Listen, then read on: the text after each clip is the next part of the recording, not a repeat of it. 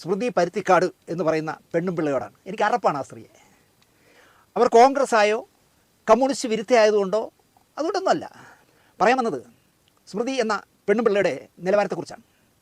ഒരു കോൺഗ്രസ് വക്താവായിരുന്നു സഭ്യമല്ലാതെ ചർച്ചയ്ക്ക് ക്ഷണിച്ചു വന്നിരുത്തുന്നവരെ അപമാനിക്കും വിധം ഈ പെണ്ണുപിള്ള തള്ളുന്നത് കാണുവാൻ അസഹനീയമായതിനാൽ ഇവരുള്ള ഒരു വാർത്തയും റിപ്പോർട്ടിൽ ഞാൻ കാണാറില്ല. ചേട്ടൻ്റെ പറയണമെന്ന് പറഞ്ഞിരിക്കുകയാണ്. കാരണം പരസ്യം കാണാനും മാത്രം നമ്മൾ 24 വയ്ക്കേണ്ട കാര്യമില്ലല്ലോ. എപ്പോൾ വെച്ചാലും പരസ്യമുള്ളതിൽ. പിന്നെ തെരഞ്ഞെടുപ്പ് അവസരങ്ങളിൽ ഷീകണ്ഠൻ ചേട്ടൻ തന്നെ നേതൃത്വം നൽകി നടത്തുന്ന ഗോഗാ വിളികളും അസഹനീയമായതിനാലാണ് ഞാൻ 24 കാണാതെ വിട്ടത്. സ്ഥിരമായി 3 പിണറായി വിരുദ്ധരെ കൊണ്ടിരുത്തി വിനു വി ജോൺ എന്ന മനുഷ്യൻ അതിർത്തി തർക്കം പിണറായിയോട് ഉള്ളതുപോലെ നടത്തുന്ന തോന്നിയാസ വാർത്ത കാണാനാവാതെ ഏഷ്യാനെറ്റ് ഞാൻ ഇപ്പോൾ കാണാറില്ല. ഇയാളൊരുത്തം നിർത്തുക. എനിക്ക് പരിചയമുള്ള ആളാണ്. പക്ഷേ വിനുവിൻ്റെ വാർത്ത വായന എന്നും ഒരേ മുഖമാണ്. 3-4 പേര്, അഡ്വക്കേറ്റ് ജയശങ്കർ, ഒരു ഉന്മേഷ, എന്തോ 2-3 വിടക്കുകളെ കൊണ്ടിരുത്തിയിട്ട് പിണറായിയെ തള്ളക്കി വിളിക്കലാണല്ലോ വാർത്ത. അത് 1 ദിവസമാവും, 5 ദിവസമാവും, 1 മാസമാവും, 1 വർഷമാവും. ഇത് ദിവസവും അതാവുമ്പോൾ നമുക്ക് സഹിക്കില്ല. അതുകൊണ്ട് ഈ മാനസിക പ്രശ്നങ്ങളുള്ള പറയണ്ട, അങ്ങോട്ട് പറ. അണ്ണം വരണം, അണ്ണം വന്ന് ഇതൊക്കെ പറയണം. ഇവരെ കൊണ്ട് തൊല്ലയാണെന്ന്. അത് മാത്രമല്ല, യൂട്യൂബിനകത്ത് ഒരു ദിവസം 1000, 500, 800 വീഡിയോ ഒക്കെ അപ്ലോഡ് ചെയ്യുന്നത്. ഇത്രയും വീഡിയോ ഇങ്ങനെ പടച്ചു വിട്ട് കഴിഞ്ഞാൽ ഇതെല്ലാം കൂടെ ആര് കാണുമെന്നുള്ളതാണ് അറിയാൻ വയ്യാത്തത്.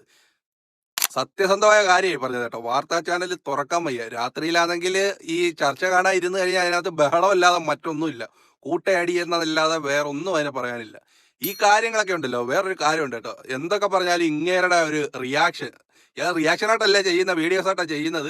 പക്ഷേ നമുക്കതൊരു ആക്ഷേപഹാസ്യമായിട്ട് കാണാം.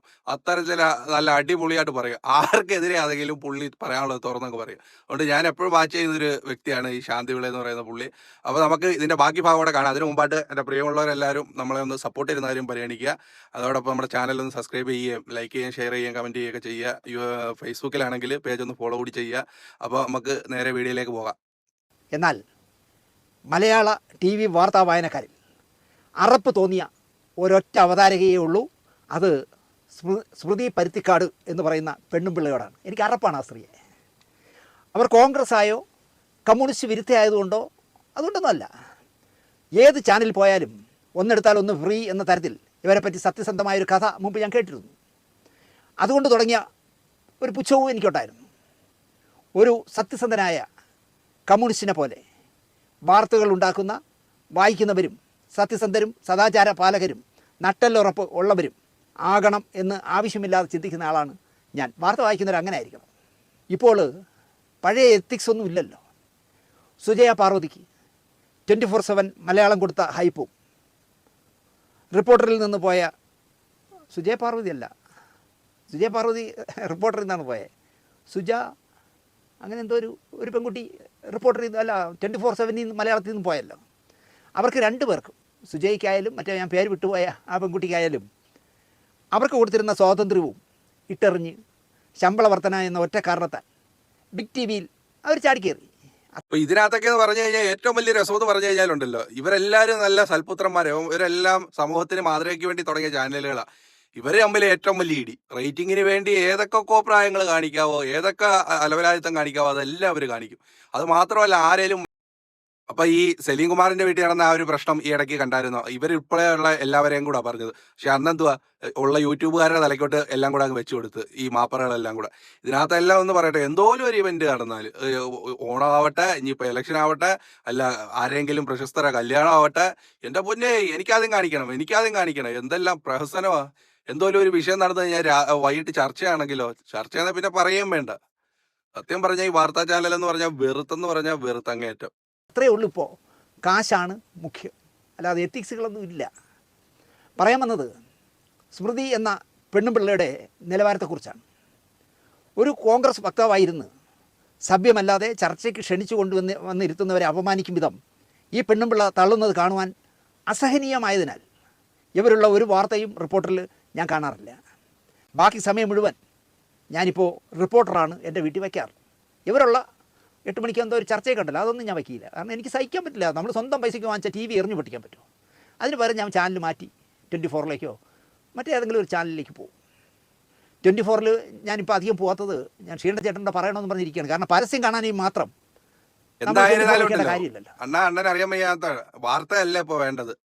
വാർത്തയാണെങ്കിൽ പണ്ട് സൂര്യ ടി വിയിലും ഏഷ്യാനെറ്റ് ദൂരദർശനിലൊക്കെ വായിച്ചുകൊണ്ടിരുന്ന വാർത്ത അതൊക്കെയായിരുന്നു വാർത്ത വായന. ഇപ്പൊ നടക്കുന്നത് സിനിമയെ വെല്ലുന്ന രീതിയിലുള്ള സെറ്റും ഇട്ട് പിന്നെ ഇത്രയും ജീവനക്കാരെയൊക്കെ വെച്ച് സിനിമാറ്റിക് രീതിയിലൊക്കെ അവർ കാണിക്കുമ്പോൾ ഇതെല്ലാം കണ്ട് ഇതെല്ലാം മുതലാക്കി എടുക്കണ്ടായി, ഇവർക്കെല്ലാം ശമ്പളമൊക്കെ കൊടുക്കണ്ടായി, അതിന് എന്തെങ്കിലുമൊക്കെ കാണിക്കും. ഈ പറയുന്നത് പോലെ എ ടെക്നോളജിയുടെ ഒക്കെ ആയതുകൊണ്ട് പിന്നെ അവർക്ക് കൂടുതൽ എളുപ്പമായി.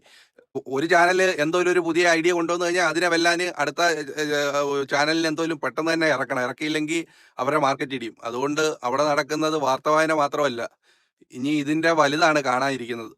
ഇനിയിപ്പോ ബിഗ് ടി വി ഏതാണ്ട് മാറ്റം കൊണ്ടുവരുമെന്നും പറഞ്ഞ് വന്നതല്ലാതെ ഇതുവരെ ഒരു മാറ്റവും കണ്ടില്ല. നമുക്ക് ഇനിയിപ്പോ നോക്കാം വല്ല മാറ്റം വരുമോ എന്നുള്ളത്. ബാക്കിയോടെ കേട്ടോ.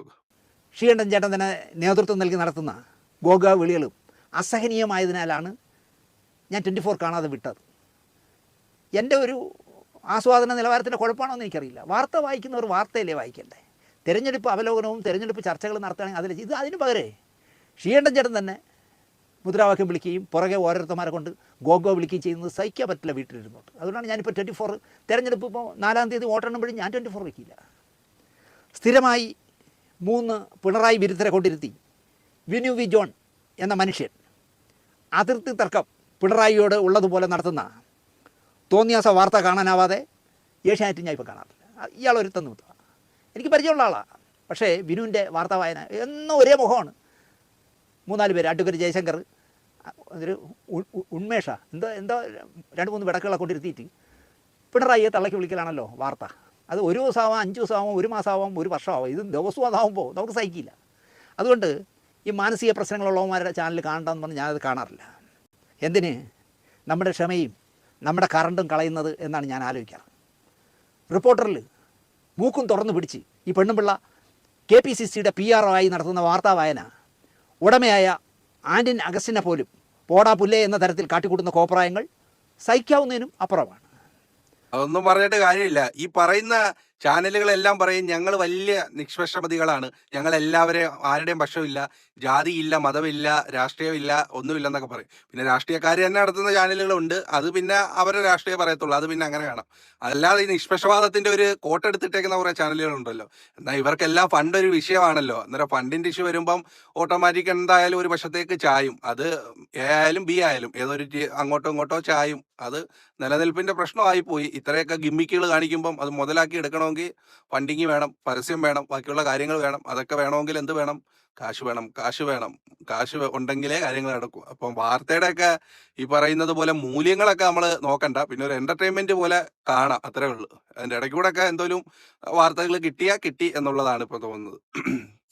ഈ യൂട്യൂബ് ചാനലിൽ വരുന്ന വാർത്തയെക്കാട്ടിലും അതപ്പതിച്ചതാണ് ഇപ്പോൾ സാറ്റലൈറ്റ് വാർത്തകൾ. എന്തായാലും ബാക്കിയോടെ കേട്ടോ നിങ്ങൾ. സതീശൻ്റെ PR ആയിട്ടോ പ്രസ് സെക്രട്ടറി ആയിട്ടോ ആകാമായിരുന്നില്ലേ എന്നാണ് എനിക്ക് ചോദിക്കാനുള്ളത്. വായനക്കാരുടെ ചട്ടയിടേണ്ട ഒരു കാര്യമില്ലായിരുന്നു എന്ന് ഞാൻ പറയുന്നു. ആൻറ്റോ അഗസ്റ്റിൻ തരുന്ന ശമ്പളം തരണം. ഞാൻ പറ്റിയ പാർട്ടിയാണല്ലോ. VD സതീശൻ്റെ PR ആവാം അല്ലെങ്കിൽ പ്രസ് സെക്രട്ടറി ആവാമെന്ന് പറഞ്ഞാൽ അതിന് പോയാൽ മതിയായിരുന്നു. കാരണം അങ്ങനെയാണ് വാർത്ത വായിക്കുന്നത്. അങ്ങനെയല്ലല്ലോ വാർത്ത വായിക്കുന്നവർ ചെയ്യേണ്ടത്. ദേശാഭിമാനിയുടെ ശമ്പളം വാങ്ങിച്ച ഒരു മനുഷ്യൻ്റെ മകളാണ്. തുടക്കകാലം കൈരളി ചാനലിൽ മുട്ടയിട്ടിരുന്നു എന്നും പറയുന്നു. എന്തോ സാമ്പത്തിക കുഴപ്പം കാരണം പാർട്ടി അകറ്റി നിർത്തിയ മനുഷ്യനാണ് ഈ പെണ്ണുപിള്ളയുടെ തന്ത എന്നും പറയുന്നു. CPMകാർക്ക് ഞാൻ ശത്രുവായതിനാൽ ആരോടും ഇക്കാര്യം എനിക്ക് സംസാരിക്കാനാവില്ല. ആരും അല്ലെങ്കിൽ ഞാൻ ചോദിച്ചാൽ തുറന്ന് പറയുകയില്ല എന്താണ് പ്രശ്നം. ഇവർ ഹൃദയപക്ഷത്തുള്ളവർ എടുത്തു കൊടുക്കുക സ്വാഭാവികമാണ്. ഉടനെ ആൻറ്റോ ചാടി ഇറങ്ങിയിരിക്കുന്നു സൈബർ കേസുമായിട്ട്. എന്തിനാ ആൻറ്റോ അഗസ്റ്റിൻ ഇവർക്ക് വക്കാലത്ത് എടുക്കുന്നത് എന്നാണ് എനിക്ക് ചോദിക്കാനുള്ളത്. എനിക്ക് ആൻറ്റോയെ ഇഷ്ടമാണ്. അയാളെ മരമുറി ചാനൽ എന്തൊക്കെയോ പേരുകൾ പറഞ്ഞ് പലരും കളിയാക്കും. അയാൾക്കൊരു നിലപാടുണ്ട്, ചങ്കൂറ്റമുണ്ട്. അയാളെ ചാനലിനെതിരെ ഡൽഹിയിൽ നിന്ന് ഇണ്ടാസിറക്കിയിട്ട് പോലും, അല്ലെങ്കിൽ ആരെയും എന്തും വിളിക്കാൻ തയ്യാറുള്ള ശോഭാ സുരേന്ദ്രനെ പോലുള്ളവരെ പോലും ഇണ്ണാറാന്ന് വരപ്പിച്ച ആളാണ് ആൻറ്റോ. എനിക്കതുകൊണ്ടാണ് ആൻറ്റോയെ ഇഷ്ടം. ആ ആൻറ്റോ ഈ പെണ്ണുപിള്ളയുടെ വക്കാലത്ത് എടുക്കരുതായിരുന്നു. നേരെ പോയിട്ട് സൈബർ കേസ് കൊടുത്തിരിക്കുന്നു ആൻറ്റോ. അക്ഷന്തവ്യമായ തെറ്റാണ് മിസ്റ്റർ ആൻറ്റോ നിങ്ങൾ ചെയ്തത് എന്ന് ഞാൻ പറയും. ഈ പെണ്ണുപിള്ളയെ പിരിച്ചുവിട്ട് മാതൃക കാണിക്കണമായിരുന്നു. വേണുഗാനം വായിച്ച് ബിഗ് TVയിലോ മറ്റോ പോട്ടെന്നേ.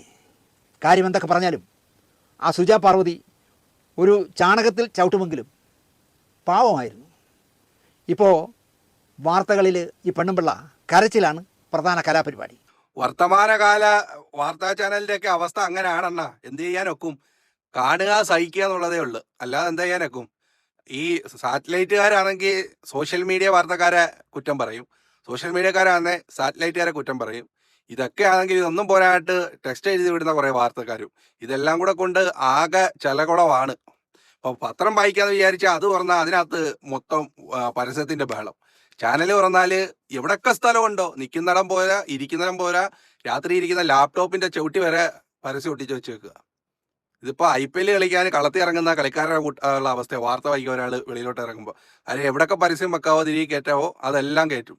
കാര്യം എന്ന് പറഞ്ഞാൽ ഇതിൻ്റെയൊക്കെ നിലനിൽപ്പല്ലേ ഒന്ന്, അന്നേരം പിന്നെ അങ്ങനെയൊക്കെ കണ്ടാൽ മതി.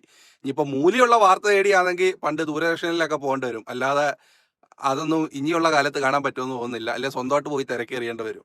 പിന്നെ ഇതൊക്കെ ഒരു ഗിമ്മിക്കാണ്, അതൊക്കെ അതിനനുസരിച്ച് അങ്ങ് ഒഴുകുക എന്നുള്ളതേ ഉള്ളൂ. അവരെന്തുവാ വെച്ചാൽ കാണിക്കട്ടെ, നമ്മളൊരു എന്റർടൈൻമെന്റ് പോലെ കണ്ടുകൊണ്ടിരിക്കുക എന്നുള്ളതേ ഉള്ളൂ.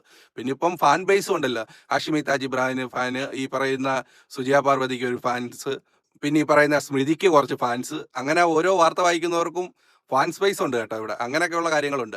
അപ്പൊ എന്തായാലും വാർത്താക്കാരുടെ കാര്യങ്ങളൊക്കെ ഉഷാറായിട്ട് നടക്കട്ടെ, കൂട്ടത്തിൽ നമ്മുടെയും കൂടെ കാര്യങ്ങളും കൂടെ നടക്കട്ടെ.